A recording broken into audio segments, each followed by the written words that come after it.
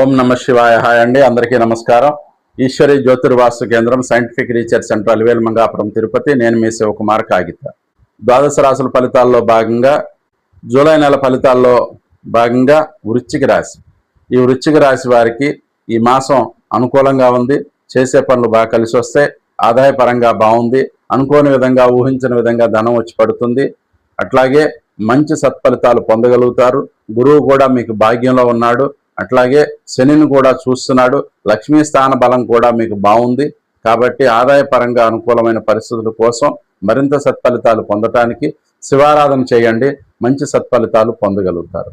ఈ నెల మీకు అనుకూలమైనటువంటి తేదీలు 2, 3, 9, 10, 20, 21, 24, 25, 26, 29, 30 తేదీలు అనుకూలంగా ఉన్నవి.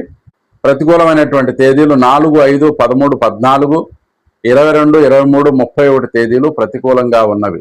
ఆయా తేదీల్లో చేసే పనులు 1-2 సార్లు ఆలోచించి జాగ్రత్త పడవలసిందిగా మనవి.